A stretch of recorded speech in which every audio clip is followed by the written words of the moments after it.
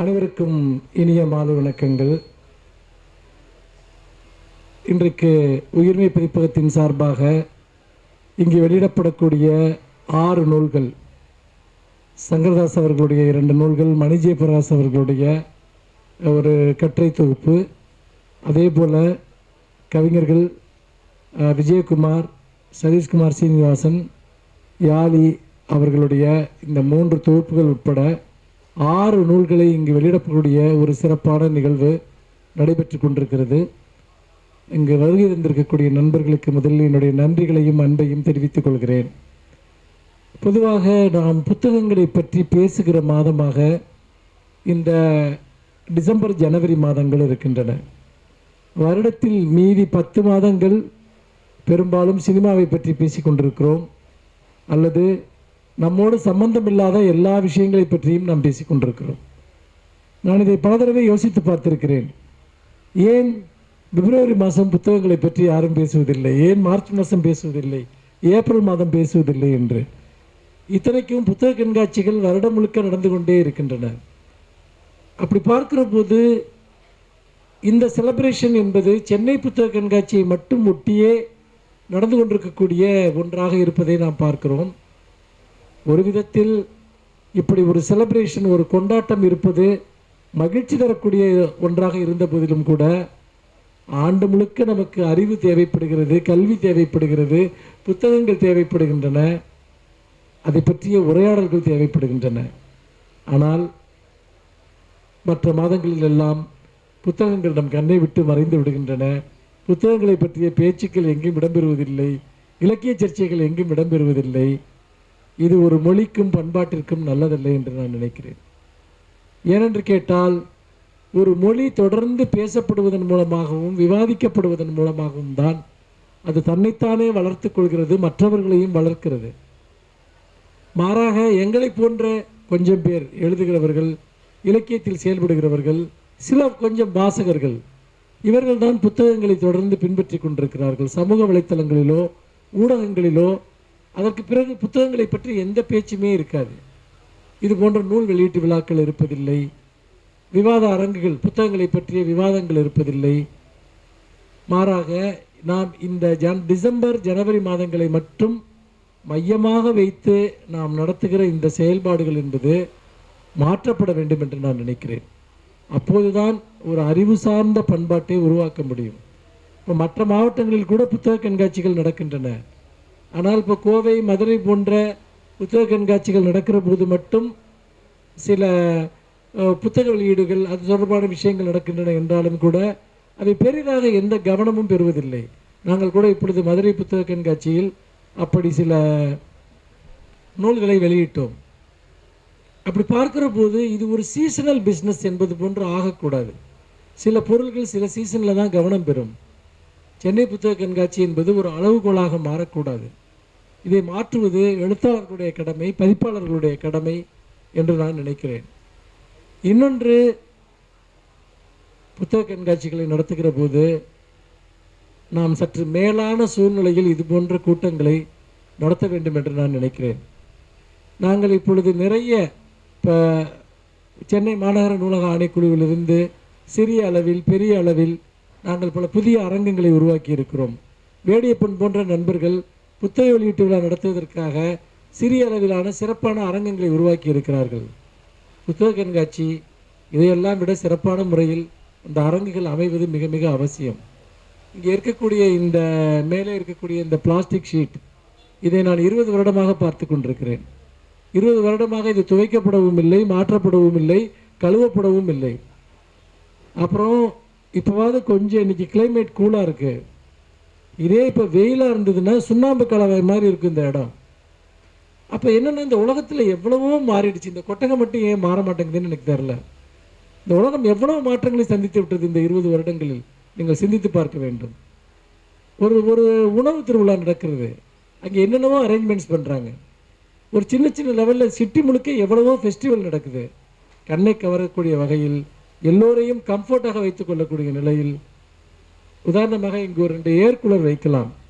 ஆனால் இவ்வளவு ஓசை எழுப்பக்கூடிய மின்வசதிகள் நடுவே பேசுவது என்பது ஒரு பேச்சாளனுக்கு எவ்வளவு தொந்தரவான விஷயம் என்பதை விளக்க முடியாது. ஏனென்றால் பேச்சு என்பது அது ஒரு பெரிய ஆற்றலுக்காக நடைபெறுகிற ஒரு விஷயம். நம்ம என்னத்தையோ ஒன்று பேசுங்க, என்னத்தையோ ஒன்று கேளுங்க, நாங்கள் அதுக்கெல்லாம் எந்த பொறுப்பும் எடுத்துக்கொள்ள மாட்டோம் என்று நினைப்பது என்பது நல்லதல்ல. அது வாசகர்களை அவமதிக்கிற விஷயமாக நான் பார்க்கிறேன்.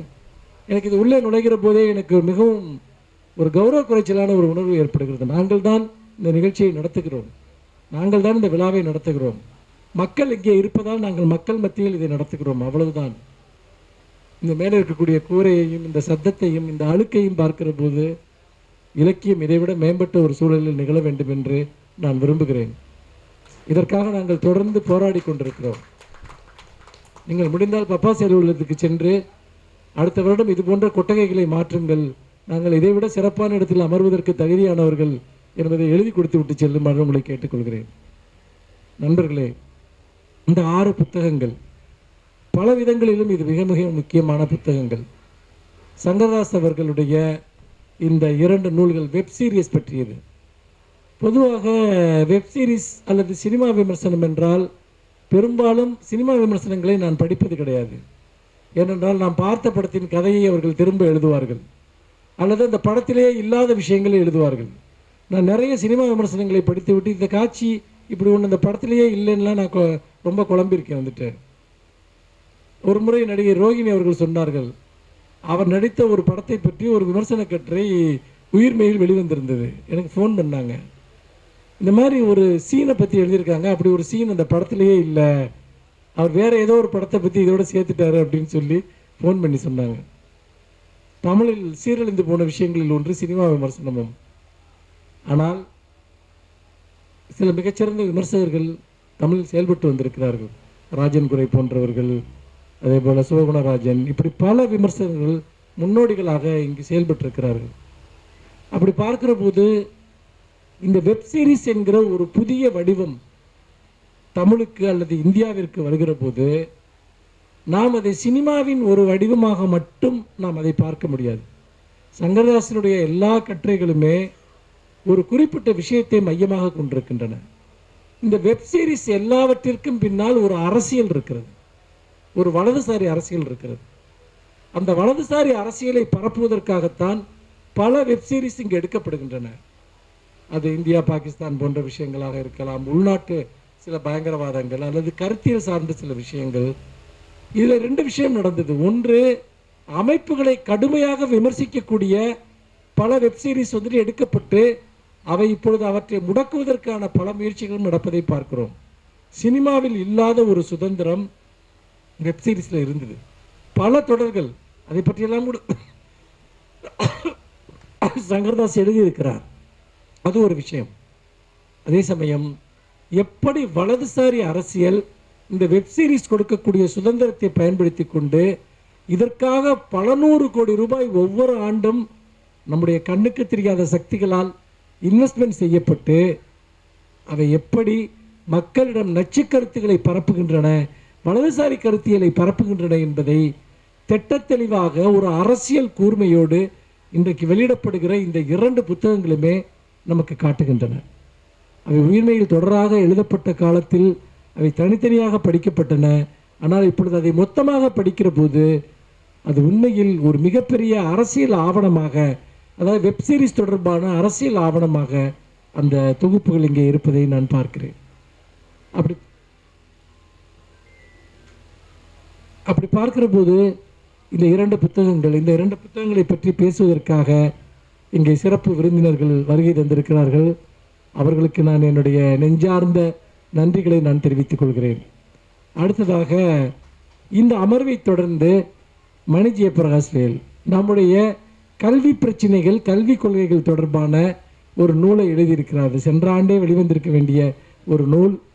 அது பல்வேறு காரணங்களால் தாமதமாகி இப்பொழுது அந்த நூல் இந்த வருடம் வெளிவருகிறது. இந்த அமர்வை தொடர்ந்து அந்த புத்தகமும் அதை பற்றிய சிறப்புரைகளும் இடம்பெற இருக்கின்றன. அதை தொடர்ந்து தமிழின் மிக முக்கியமான 3 கவிஞர்களுடைய கவிதை தொகுப்புகள் இந்த அரங்கில் வெளியிடப்பட இருக்கின்றன.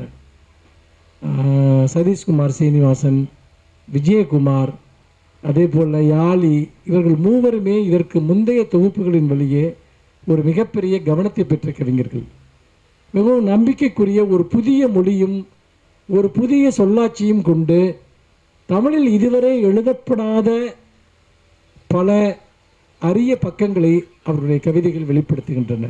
தமிழ் கவிதை இன்னொரு கட்டத்திற்கு நகர்ந்து செல்கிறது என்பதனுடைய சாட்சியங்களாக இந்த 3 கவிஞர்களுமே இருக்கிறார்கள். தமிழ் கவிதையில் நடந்திருக்கக்கூடிய மாற்றங்களை பற்றி இங்கே குறிப்பிடுகிற போது ஒரு மிகப்பெரிய வியக்கத்தக்க ஒரு விஷயத்தை நான் கவனிக்கிறேன். புனைகதையில், தமிழ் சிறுகதையில், புனைகதையில் அப்படி பெரிய மாற்றங்கள் நடைபெறுவது கிடையாது. ஒரு 20 வருடம் 25 வருடங்களுக்கு ஒரு முறைதான் ஒரு புதிய பாணிகளோ புதிய பாடுபொருள்களோ தமிழில் புனைகதையில் இடம்பெறுவதை பார்க்கிறோம். ஆனால் ஒவ்வொரு 10 ஆண்டிற்கும் தமிழில் நவீன கவிதையில் புதிய போக்குகள் தொடங்குவதை நான் பார்க்கிறேன்.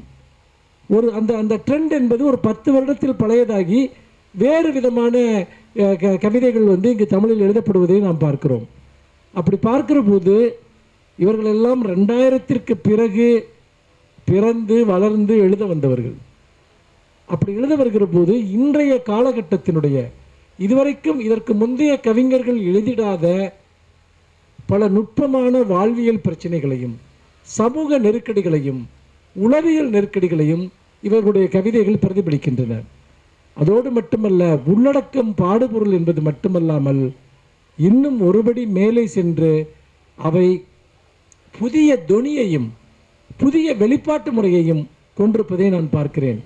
இவருடைய கவிதைகளில் மிக முதன்மையாக நான் காண்பது என்பது அந்த கவிதைகள் மிகவும் எளிமையை நோக்கி சென்றிருக்கிறது. சிக்கலான படிமங்களோ அல்லது குழப்பமான சித்திரங்களோ எதுவும் இல்லாமல் மிக நேரடியாக பேசக்கூடிய கவிதைகளை இந்த 3 கவிஞர்களுமே எழுதியிருக்கிறார்கள். இப்போ உதாரணமாக விஜயகுமாருடைய கவிதைகளை எடுத்துக்கொண்டால் அம்மாவை பற்றிய, அதுவும் உடல்நலம் குன்றிய அம்மாவை பற்றிய அதை ஒரு நீள் கவிதை என்று தான் சொல்ல வேண்டும். ஒரு நெஞ்சை உழுக்கக்கூடிய சித்திரத்தை விஜயகுமாரனுடைய அந்த கவிதை தொகுப்பு வெளிப்படுத்துகிறது. ஏனென்று கேட்டால் அது உண்மையில் அம்மாவை பற்றி வழக்கமான நிறைய சித்திரங்கள் தமிழில் அதிகமாக எழுதப்பட்ட ஒரு கதாபாத்திரம் அம்மா தான்.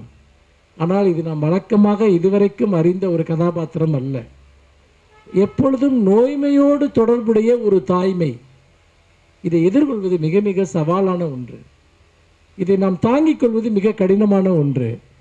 இந்த நோய்மை கூடிய தாய்மைக்குள் இருக்கக்கூடிய பல்வேறு, அந்த அம்மா ஒரு பெண்ணாக இருக்கிறாள், ஒரு சிறுமியாக இருக்கிறாள், ஒரு மூதாட்டியாக இருக்கிறாள். இப்படி பல்வேறு விதமான நிலைகளில் வாழக்கூடிய ஒரு அன்னையை பற்றிய ஒரு புத்தம் புதிய சித்திரத்தை அந்த கவிதைகள் வழங்குகின்றன. சதீஷ்குமார் சீனிவாசனுடைய கவிதைகளை எடுத்துக்கொண்டால் அவை இந்த வாழ்வினுடைய பதட்டங்கள், இந்த வாழ்வை பற்றிய நிச்சயமின்மைகள், இந்த வாழ்வினுடைய குளறுபடிகள், அல்லது இந்த வாழ்க்கை தனக்கு அளித்ததற்கு பதிலாக அதற்கான ஒரு பதில் மொழியை, ஒரு மறுமொழியை, கசப்பும் தனிமையும் இருளும் கூடிய ஒரு மொழியில் அந்த கவிதைகள் தொடர்ந்து பிரதிபலிப்பதை நான் பார்க்கிறேன். அதற்குள்ளாக ஒரு தீவிரம் இருக்கிறது, ஒரு தீராத ஒரு கசப்பு இருக்கிறது. அந்த கசப்பு ஒரு தனி மனிதனுடைய கசப்பு அல்ல, மாறாக ஒரு சமூகத்தில் உதிரியாக வாழ நிர்பந்திக்கப்படுகிற ஒருவனுடைய கசப்பு. சமூகத்தின் நீரோட்டத்தில் ஒருவன் எவ்வளவுதான் தன்னை இணைத்துக் கொள்ள முயற்சித்தாலும் சமூகம் எங்கோ மனிதர்களை கத்தரித்து தனியாக தூக்கி எறிந்து கொண்டே இருக்கிறது. ஏன் தான் தொடர்ந்து எல்லா இடங்களிலும் துண்டிக்கப்படுகிறோம் என்பதை பற்றிய ஒரு தீராத கேள்வியை அந்த கவிதைகள் தொடர்ந்து முன்வைக்கின்றன. அந்த கவிதைகள் நம்மிடம் உரையாடுகிற மொழி என்பது கவித்துவத்தினுடைய பாசாங்கான மொழி.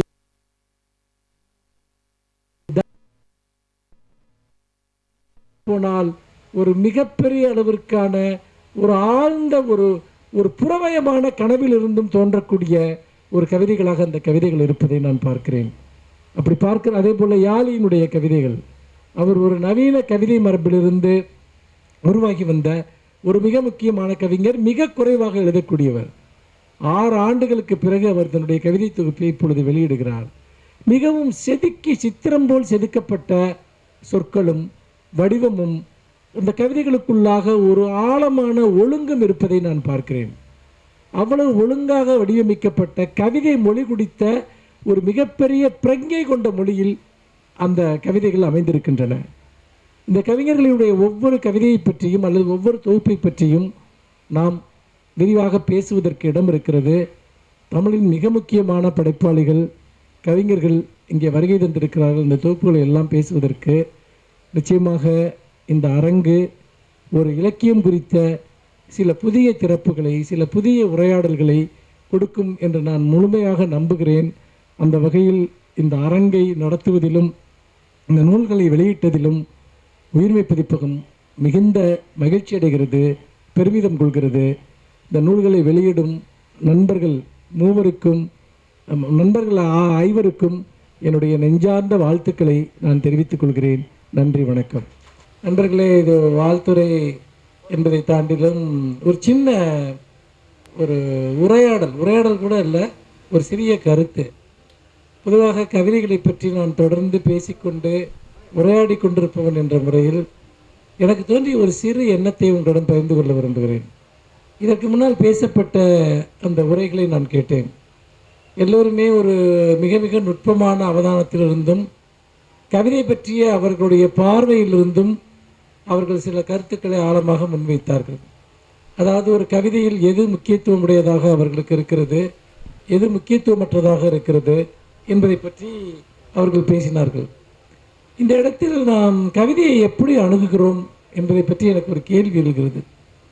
இது பொதுவாக நான் கவிதைகளை மதிப்பிடுவதாக இருந்தாலும் சரி, மற்றவர்கள் மதிப்பிடுவதாக இருந்தாலும் சரி, நாம் ஏதேனும் கோட்பாட்டின் அடிப்படையில் நாம் கவிதைகளை அணுகுகிறோமா, அல்லது ரசனையின் அடிப்படையில் அணுகுகிறோமா, அல்லது படிமம், உருவகம், கவித்துவம் சார்ந்து நம்முடைய சொந்த தன்னிலைகளின் அடிப்படையில் நாம் அதை அணுகுகிறோமா என்கிற கேள்வியை நான் எப்போதுமே எழுப்பிக் கொள்கிறேன். அப்படி பார்க்கிற போது ஒரு கவிதையை சிறந்த கவிதை என்று அளவிடக்கூடிய அந்த அளவுகோலை நாம் எங்கிருந்து பெறுகிறோம் என்பது மிக முக்கியமான கேள்வி. இப்பொழுது உதாரணமாக இப்போ சதீஷ்குமார் சீனிவாசனுடைய கவிதைகள் அல்லது விஜயகுமாரனுடைய கவிதைகள், யாழினுடைய கவிதைகள், இந்த கவிதைகளை எடுத்துக்கொண்டு பார்க்கிற போது இப்போ தட்சிணாமூர்த்தி கூட ஒரு விஷயம் சொன்னார். நான் இசை பேசிக்கொண்டிருக்கிற போது தான் வந்தேன். அவர் முழுமையாக அவர் என்ன பேசினார் என்று தெரியவில்லை. அதற்கு பிறகு பேசியவர்களுடைய உரைகளை கேட்டபோது, உதாரணமாக ஒரு கவிஞனை ஏதாவது ஒரு இடத்தில் நாம் ஃப்ரேம் செய்ய விரும்புகிறோம். அவர் உடல்களை பற்றிய கவிஞர், அல்லது இவர் துயரத்தை பற்றிய கவிஞர், இவர் தனிமையை பற்றிய கவிஞர், இவர் காதலை பற்றிய கவிஞர், இப்படியாக அந்த ஒரு சிலுவையில் நாம் யாராவது ஒருவரை ஏற்றிவிட பார்க்கிறோம். உண்மையில் எந்த கவிஞரும் எதை பற்றிய கவிஞரும் அல்ல. இதை நாம் புரிந்து கொள்ள வேண்டும். காதல் கவிதைகளை எழுதுகிறவர் கூட அவர் காதலை பற்றித்தான் எழுதுகிறாரா என்பதை நாம் கேட்டுக்கொள்ள வேண்டும். நிறைய நேரம் ஒரு கவிதை காதல் தொடர்பான அல்லது ஆண் பெண் தொடர்பான ஒன்றை பேசினால் கூட அதற்குள் வேறொரு அரசியல் இருக்கும், அதற்குள் வேறொரு சமூக யதார்த்தம் இருக்கும், வேறொரு மானுட அவலம் அதற்குள் இருக்கும். அதே போல கவிதையின் சொல்முறை தொடர்பானது, கவிதையின் சொல்முறை அல்லது வெளிப்பாடு, வடிவம் தொடர்பாக நாம் பார்க்கிற போது கூட ஒரு அழகிய படிமங்கள், செறிவான படிமங்கள், குறியீடுகள், இதன் அடிப்படையில் ஒரு கவிதையை மதிப்பிடுகிற இடத்திலிருந்து நாம் சற்று தாண்டி வந்திருக்கிறோம் என்று தோன்றுகிறது. இப்போது உதாரணமாக உடல்களை பற்றிய கவிதை என்கிற போது எனக்கு சதீஷ்குமார் சீனிவாசனுடைய கவிதைகளை படிக்கிற போது என்ன தோன்றியது என்று சொன்னால், ஒரு விதமான உடல்களின் மீதான சலிப்பை நான் அதில் தொடர்ந்து பார்த்து கொண்டிருந்தேன். எப்படி ஜீனாராஜனுடைய கதைகளில் பாலியல் சார்ந்த ஒரு உலகத்தை அவர் எழுதினால் கூட ஒரு சிறிய அளவுக்கு கூட அதில் பாலியல் சார்ந்த ஒரு தூண்டுதலோ ஈர்ப்போ எப்படி இருக்காதோ, அதே போல உடல்களின் மீதான சலிப்பும் கசப்பும் அந்த கவிதைகளில் இருப்பதை நான் பார்க்கிறேன். அப்படி என்றால் அந்த கவிதை உடல்களை கொண்டாடுகிறதா, உடல்களுக்கு இயங்குகிறதா, உடல்களை வெறுக்கிறதா என்பது மிக முக்கியமான கேள்வி. வெறுமனே உடல் என்பது மட்டுமல்ல, அதற்குள் வேறு வேறு லேயர்ஸ் இருக்கிறது. அதில் சில கவிதைகள் அப்படி இருக்கலாம். அப்படி இருக்கிற போது நாம் அந்த ஃப்ரேம் செய்வதில் ஒரு ஆபத்து இருக்கிறது. இப்போ இவருடைய கவிதைகள் எடுத்துக்கிட்டிங்கன்னா, விஜயகுமாருடைய கவிதைகள், அந்த அம்மாவை பற்றிய சித்திரம், சமீபத்தில் கதிர் பாரதியினுடைய ஒரு தொகுப்பை படித்தேன். அந்த மனைப்பாம்பு அம்மாவை பார்த்து கொண்டிருந்தது, அந்த கவிதையை படிக்கிற போது அது ஒரு தனித்தனி யூனிட் அல்ல, ஒரு நெடுங்கவிதையினுடைய ஒரு மொத்த வடிவமாக நான் அதை படிக்கிறேன். உண்மையில் இன்றைக்கு வெளியிடப்பட்டிருக்கக்கூடிய விஜயகுமாரனுடைய தொகுப்பே கூட அது ஒரு நெடுங்கவிதை. அந்த நெடுங்கவிதை என்பது ஒரு சுழல் வட்ட பாதை போல அப்படியே மேல் நோக்கி செல்வதல்ல, மாறாக அது ரோலர் கோஸ்டரை போல ஏறியும் இறங்கியும் செல்லக்கூடிய ஒன்று. அந்த ஒரு சுழல்வட்ட பாதையில் நாம் மேலே செல்கிற போதுதான், அதாவது ஒரு மேலே உயரத்தை நோக்கி செல்லக்கூடிய ஒரு படிக்கட்டுகளில் ஏற சொல்லக்கூடிய ஒன்றில் செல்கிற போதுதான் அத்தகைய தன்மையை நாம் அடைய முடியும். ஆனால் இது போன்ற கவிதைகள் உயர்ந்தும் கிடைமட்டமாகவும், திடீரென ஒரு வரி ரொம்ப பீக்குக்கு போகும், திடீர்னு ஒரு வரி ரொம்ப சமநிலையோடு தன்னைத்தானே மறைத்து கொள்ளும். அப்படி பார்க்கிற போது அவை தனித்தனி கவிதைகளே அல்ல, மாறாக அது ஒரு அம்மாவை பற்றிய கவிதையும் அல்ல. நான் புரிந்து கொண்ட வரைக்கும் சொல்கிறேன். வெவ்வேறு விதமான நோய்மையுறுகிற அம்மாக்களினுடைய ஒரு கூட்டுத்தொகை. ஒரே ஒரு காதலை பற்றி எழுதுகிறவன் கூட அந்த காதலை பற்றி எழுதுவது கிடையாது. வெவ்வேறு விதமான காதல்களுடைய ஞாபகங்களில் இருந்தும் நிலைகளிலும் தான் ஒரு சிறு கவிதை கூட எழுதப்படுவதாக நான் புரிந்து கொள்கிறேன். நானுமே அப்படித்தான் எழுதுவதாக நம்புகிறேன். அப்படி பார்க்கிற போது கவிதைகளை இணைக்கக்கூடிய கன்னிகள் என்பது வெவ்வேறு நாம் கண்டும் கேட்டும் படித்தும் உருவகித்தும் உருவாக்கி கொள்கிற அம்மாக்களினுடைய கூட்டுத்தொகையிலிருந்து தான் ஒரு அம்மா படிமம் உருவாகிறது. நான் அதை அப்படித்தான் பார்க்கிறேன். அதோடு மட்டுமல்ல, அது ஒரே ஒரு கவிதை தான் அந்த புத்தகம், அது தனித்தனி கவிதைகளே அல்ல. அப்படி இருக்கிற போது வெவ்வேறு அம்மாக்களை பற்றிய சித்திரமாக அது இருப்பதன் காரணமாக சில இடங்களில் அது எமோஷனலாக மேலே போகும், சில இடங்களில் வந்து ஒரு சித்தரிப்பாக அது நிற்கும். இது எல்லாமே நெடுங்கவிதைகளுக்குள் நிகழக்கூடிய ஒன்று. அந்த வகையில் தான் நான் இந்த கவிதைகளை, இந்த இரண்டு பேருடைய கவிதைகளையுமே நான் படிக்கிறேன். அதை ஒரு வாசகனாக உங்களிடம் பகிர்ந்து கொள்கிறேன். நன்றி.